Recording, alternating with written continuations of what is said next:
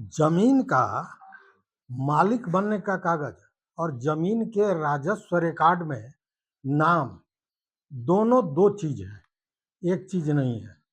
मतलब यह नहीं कि राजस्व रिकॉर्ड में आपका नाम नहीं है तो जमीन आपकी नहीं होगी।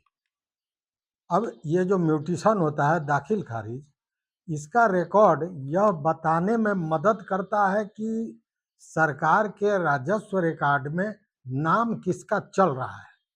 मतलब म्यूटेशन खुद मालिकाना हक नहीं बनता। देखिए, आजकल ऐसे रोज शिकायतें आपको सुनने को मिल रही होंगी कि लगातार आप लगान कटा रहे हैं, रसीद कटा रहे थे, एकाएक उस पर पाबंदी लगा दी गई, रसीद नहीं कटना बंद हो गया, मतलब कि आपकी जमाबंदी रद्द कर दी गई। तो घबराने जैसी कोई बात नहीं है, इसलिए कि सुप्रीम कोर्ट ने एक बड़ी राहत वाला फैसला दिया है जो राजस्व अधिकारियों के मनमाने पर रोक लगा सकता है। इसीलिए देखिए और समझिए सुप्रीम कोर्ट के इस फैसले को कि सुप्रीम कोर्ट ने क्या कहा है। नमस्कार मित्रों, मैं हूं राकेश कुमार, आप देख रहे हैं मत अभिमत। सबसे पहले फैसले की सीधी बात बताते हैं। राजस्व रिकॉर्ड से नाम हट जाना मतलब मालिकाना हक खत्म हो जाना नहीं होता है। साफ सुप्रीम कोर्ट का यह कहना है।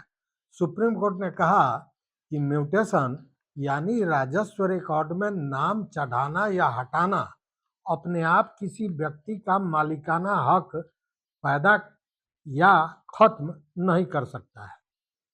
मतलब कि अगर नाम हटा दिए तो उसका मालिकाना हक खत्म हो गया, नाम चढ़ा दिए तो उसका मालिकाना हक हो गया, ऐसा नहीं है।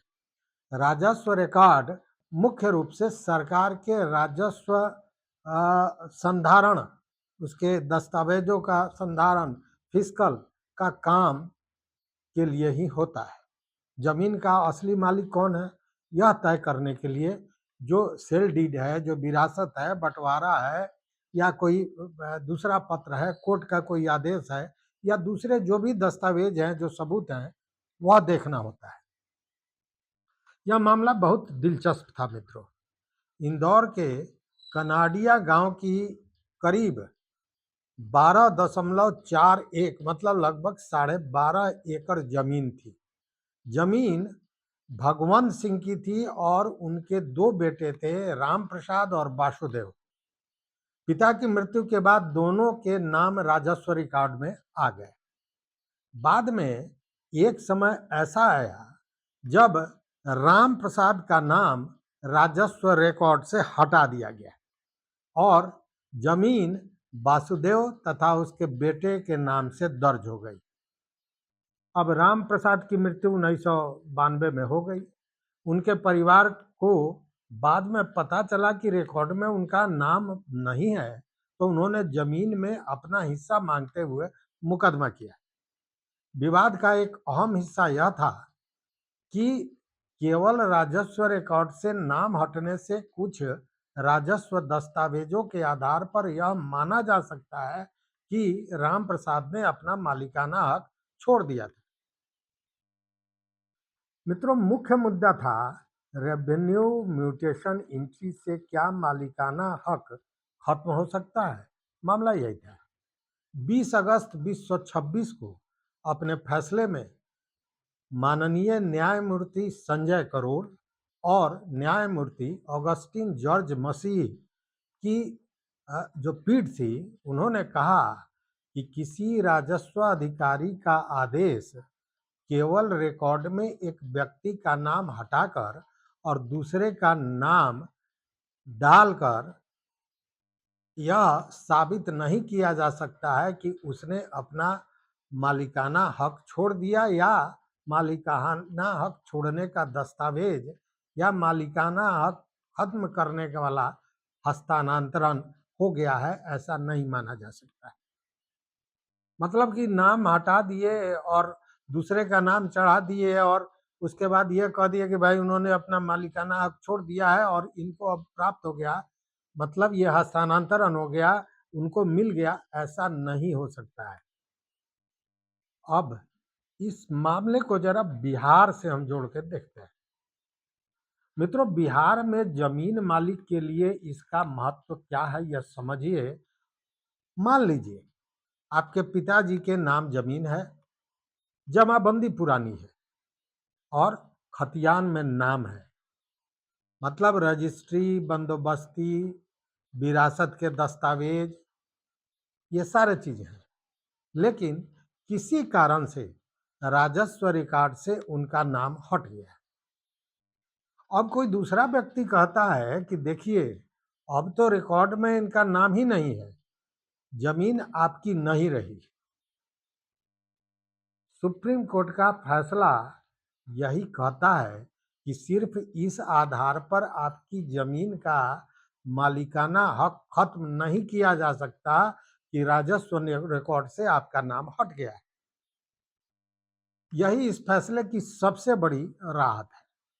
क्योंकि मित्रों, आजकल आप देख रहे होंगे, शिकायतें आ रही होंगी, समाचार भी आ रहा है कि रसीद कट रहा है, मतलब म्यूटेशन हुआ है, नाम उनका दर्ज है राजस्व रिकॉर्ड में।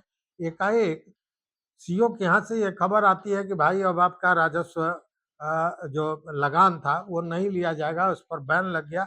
मतलब कि राजस्व रिकॉर्ड से आपका नाम हटा दिया गया, जमाबंदी रद्द कर दी गई और भी जो चीजें होती है। तो यह अब नहीं होने वाला है, क्योंकि नाम हटा देने से अगर आप समझते हैं कि उसकी मलकियत समाप्त हो गई, तो ऐसा नहीं है।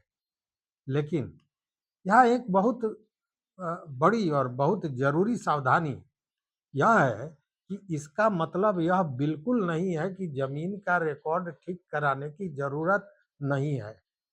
रिकॉर्ड आप ठीक कराइए, अगर नहीं है तो उसको लग भीड़ के उसको ठीक कराना पड़ेगा, क्योंकि वह भी सरकार के रिकॉर्ड में आपका नाम है, आपकी जमीन है, वह आवश्यक है। लेकिन अगर आपका नाम राजस्व रिकॉर्ड से हट गया है तो उसे ठीक कराने की कोशिश जरूर करनी चाहिए, क्योंकि नाम हटने से मालिकाना हक अपने आप खत्म भले न हो, फिर भी जमीन बेचने, विरासत दर्ज कराने या जमाबंदी, दाखिल खारिज और दूसरे राजस्व काम जो काम होते हैं उसमें आपको व्यवहारिक परेशानी हो सकती है, क्योंकि सरकारी रिकॉर्ड में आपका नाम नहीं है। इसलिए यह जरूरी है। इसीलिए सुप्रीम कोर्ट का यह फैसला आपके लिए एक कानूनी सुरक्षा है, रिकॉर्ड दुरुस्त कराने का विकल्प नहीं है। मतलब सबसे बड़ी राहत यह है कि कोई सिर्फ म्यूटेशन दिखाकर जमीन आपका नहीं हड़प सकता है। इसे एकदम साधारण भाषा में हम लोग जो कानूनी भाषा से अलग अगर बात करें तो ऐसे समझिए कि जमीन का मालिक बनने का कागज और जमीन के राजस्व रिकॉर्ड में नाम दोनों एक चीज नहीं है, दोनों अलग अलग है। म्यूटेशन यानी दाखिल खारिज का रिकॉर्ड यह बताने में मदद करता है कि सरकार के राजस्व रिकॉर्ड में किसका नाम चल रहा है। लेकिन म्यूटेशन खुद मालिकाना हक का स्रोत नहीं है। मालिकाना हक के लिए अन्य भी चीजें आवश्यक होती है, जैसे सेल डीड है, जमाबंदी, बाकी बहुत सी चीजें हैं। मतलब सुप्रीम कोर्ट ने पुराने फैसले स्वर्णी वर्सेज इंदर कौर के सिद्धांत को भी यहाँ दोहराया कि राजस्व रिकॉर्ड की एंट्री न तो अपने आप टाइटल बनाती है और न ही टाइटल को समाप्त कर सकती है। अब इसको मित्रों एक उदाहरण से समझने का प्रयास करते हैं। मान लीजिए कि मोहन के पिता के नाम 5 कट्ठा जमीन था। पिता की मृत्यु के बाद जमीन पर मोहन और उसके भाई का अधिकार बन गया। लेकिन किसी कारण से राजस्व रिकॉर्ड में कुछ साल बाद मोहन का नाम हटा दिया गया या हट गया किसी भी कारण से। अब भाई कहता है कि मोहन का नाम रिकॉर्ड में नहीं है, इसलिए पूरी जमीन मेरी हो गई।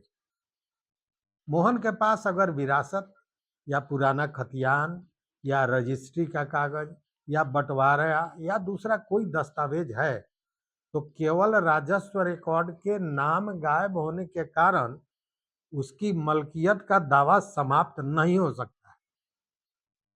अब यहाँ असली सवाल यह होगा कि मोहन का मालिकाना हक किस कानूनी आधार पर खत्म हुआ था? क्या उसने जमीन बेची थी? क्या उसका वैध त्याग था? क्या कोई वैध बंटवारा हुआ था? क्या कोई ऐसा दस्तावेज है जिससे उसने अपना हिस्सा छोड़ दिया था? क्या सक्षम अदालत ने उसके खिलाफ कोई फैसला दिया था? सिर्फ नाम हट जाना इन सवालों का जवाब नहीं है। मतलब राजस्व रिकॉर्ड से नाम हट गया, इसका मतलब ये जो सारे सवाल खड़े हो रहे हैं उसका जवाब मिल गया, ऐसा तो नहीं है। बिहार में यह फैसला बहुत खास है, और खास क्यों है यह भी समझिए। बिहार में जमीन से जुड़े मामलों में जमाबंदी या दाखिल खारिज, खतियान और राजस्व रिकॉर्ड का बहुत महत्व है। कई बार परिवार को वर्षों बाद पता चलता है कि जमाबंदी में नाम बदल गया है, किसी दूसरे व्यक्ति का नाम चढ़ गया है, किसी वारिस का नाम आया ही नहीं है उसमें, किसी पुराने मालिक का नाम हट गया, या रिकॉर्ड में जमीन किसी दूसरे व्यक्ति के नाम पर दिखाई दे रहा है।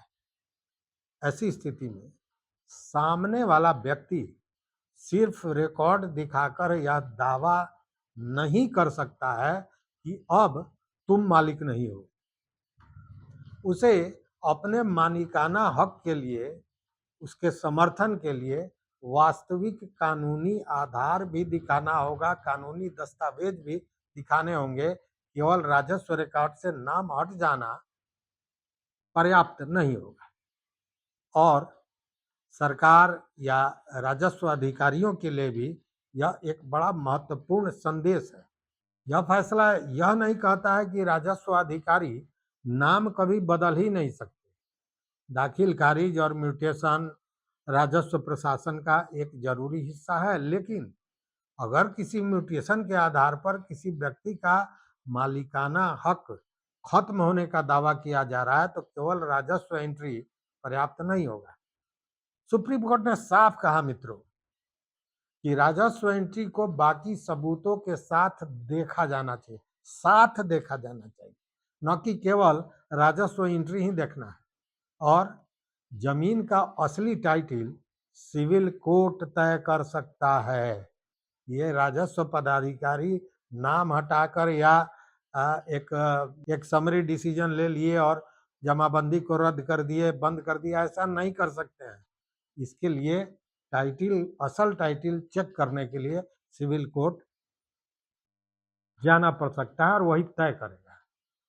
इस फैसले से सबसे बड़ी राहत क्या मिली है मित्रों, कि अगर इसको बहुत साधारण भाषा में कहें तो आपका नाम रिकॉर्ड से गायब हो गया तो घबराने की जरूरत नहीं है। सिर्फ नाम गायब होने से आपकी जमीन का मालिकाना हक कभी भी समाप्त नहीं हो जाता। लेकिन साथ ही अपने पुराने कागजात संभाल कर रखिए। राजस्व रिकॉर्ड के नाम सुधारने की कानूनी प्रक्रिया भी जरूर अपनाइए। और एक तीसरी बात सबसे महत्वपूर्ण है कि जिस व्यक्ति के नाम म्यूटेशन हो गया है उसे केवल म्यूटेशन के आधार पर जमीन का अंतिम मालिक नहीं माना जा सकता है। मतलब आपका म्यूटेशन हट गया, किसी दूसरे का नाम दाखिल खारिज में चढ़ गया, तो केवल उस चढ़ जाने से उसका जमीन नहीं हो जाएगा। मालिकाना हक के लिए उसको सारे दस्तावेज दिखाने पड़ेंगे। यह भी एक दस्तावेज माना जा सकता है, लेकिन यह संपूर्ण नहीं है। और जहां मलकियत बदलने की बात है वहां यह पावर केवल सिविल कोर्ट के पास है। लेकिन यहाँ एक बात जरूर ध्यान रखिए कि यह फैसला किसी व्यक्ति को यह अधिकार नहीं देता है कि वह बिना दस्तावेज के जमीन पर दावा कर दे। सुप्रीम कोर्ट ने केवल यह स्पष्ट किया है कि राजस्व रिकॉर्ड की एंट्री अकेले टाइटिल का अंतिम प्रमाण नहीं हो सकता है। असली मालिकाना विवाद में दूसरे कानूनी दस्तावेज और साक्ष्य देखे जाएंगे। और यही वजह है कि हमने शीर्षक दिया है कि राजस्व रिकॉर्ड से नाम हट गया फिर भी नहीं जाएगी संपत्ति का मालिकाना हक। इसका मूल भाव सही है, लेकिन इसको थोड़ा और सावधानी से समझें कि सिर्फ राजस्व रिकॉर्ड से नाम हटने से मालिकाना हक खत्म नहीं होता है।